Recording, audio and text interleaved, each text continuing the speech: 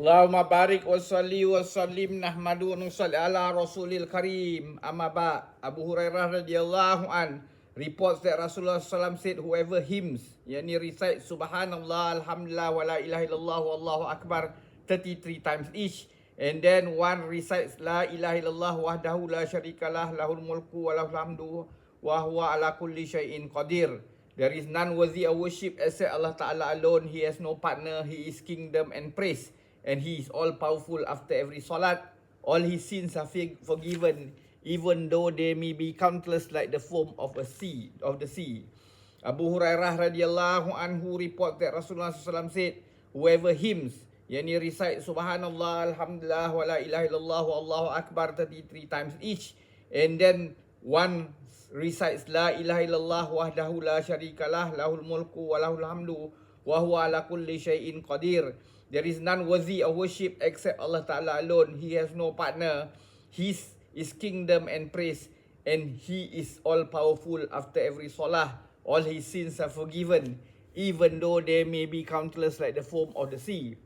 Note that the sins are forgiven by virtue of zikr has already been discussed under several hadiths. According to the ulama, it is only the minor sins that are forgiven. In this hadith it is stated that the three sentences should be recited 33 times each, and then la ilaha illallah wahdahu la syarikalah lahul mulku wa lahul hamdu wa huwa ala kulli syai'in qadir only once.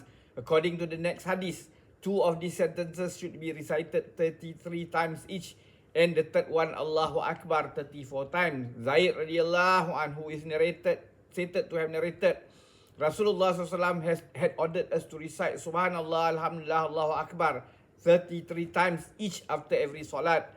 And Ansari saw in a dream that a person advised reciting the three sentences 25 times each, and then la ilaha illallah also 25 times. When Rasulullah sallallahu alaihi wasallam was told about this dream, he permitted him to recite that way.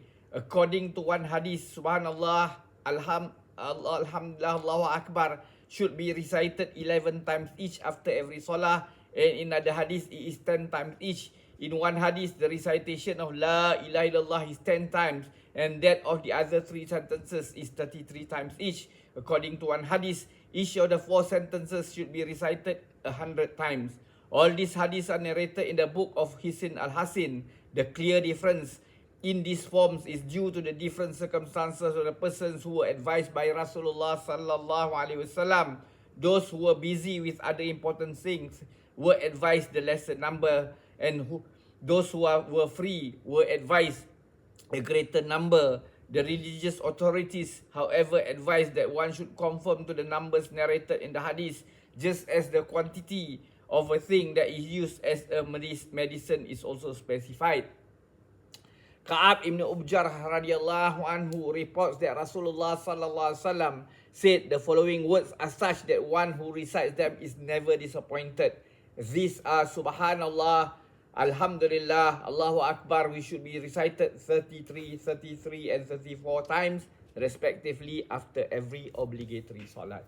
May Allah give us tawfiq to put all this into practice and convey to others. Subhanallahi wa bihamdihi, subhanakallahumma bihamdika, asyhadu alla ilaha anta astaghfiruka wa atubu ilaik. Subhana rabbika rabbil izzati amma yasifun wa salamun alal mursalin walhamdulillahi rabbil alamin. Taqabbalallah.